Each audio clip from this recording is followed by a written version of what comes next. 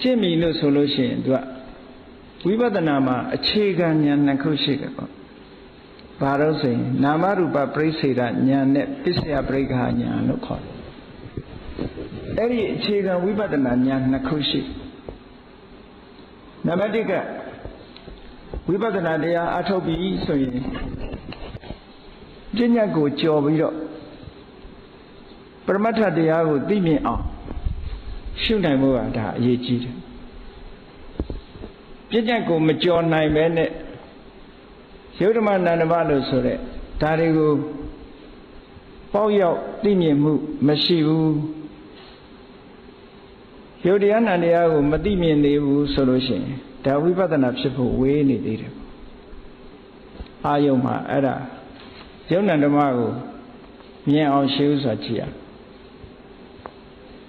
မြင်တယ်ဆိုတာဘယ်ကနေကြည့်ရမလဲဆို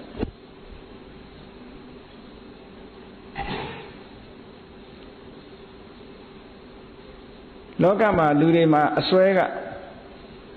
တတ္တဝါဆိုတဲ့အစွဲငါဆိုတဲ့အစွဲသူတစ်ပါးဆိုတဲ့အစွဲငါသူတစ်ပါးယောက်ျားမိန်းမဆိုတဲ့အစွဲတွေကအမတန်မှဖုံးလွှမ်းပြီးတော့ကာကွယ်ထားသည့်အတွက်ကြောင့်ယုဒ္ဓမနန္ဒမကိုသိမြင်ဖို့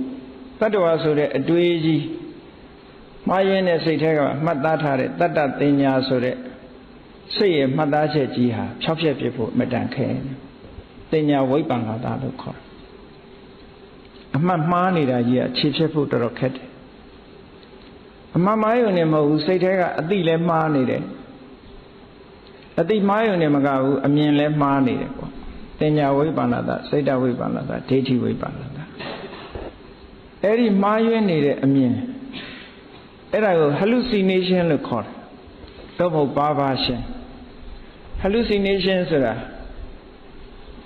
အယက်သမားတွေအယက်မူးပြီးအယက်ကြောင်းနေတဲ့အခါမှာ hallucination ဆိုဖြစ်တတ်တယ်တစ်ဖက်သားကိုကြည့်ပြီးသူ့ကိုရန်လုံးနေတယ်လို့သူကထင်တာဒါအယက်သမားအယက်ကြောင်းပေါ့နော်အဲ့ဒါလိုပဲပုထုဇဉ်တွေလည်းပဲဝိပ္ပန္နတာအမှားကြောင်းအတိကြောင်းအကြောင်းတွေရှိနေတယ်ယုတ်တရားနံတရားကိုပဲငါလို့ထင်နေတယ်သူလို့ထင်နေတယ်ယောက်ျားလို့ထင်နေတယ်မိန်းမလို့ထင်နေတယ်အပေါ်ယံပုံလွှာလေးကိုကြည့်ပြီးတကယ်အစစ်လို့ထင်နေတာအဲ့ဒါလို့ထင်နေတဲ့အထင်ကြီးတွေကိုပျောက်သွားအောင်တကယ်အစစ်ကိုမြင်လာအောင်တကယ်အစစ်ဆိုတာ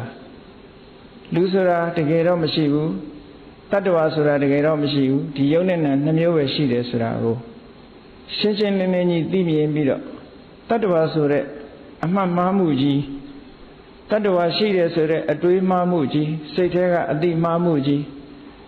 အဲ့ဒါကြီးကိုကြော်လွှားသွားနိုင်ပြီဆိုလို့ရှိရင်ဒါနာမရူပပရိစ္ဆေဒဉာဏ်ဆိုတာရပါမယ်အဲ့ဒီအဆင့်မရောက်လို့ကဝိပဿနာဉာဏ်ဖြစ်ဖို့ဆိုတာဝေးကြီးရှိသေးတယ်ပေါ့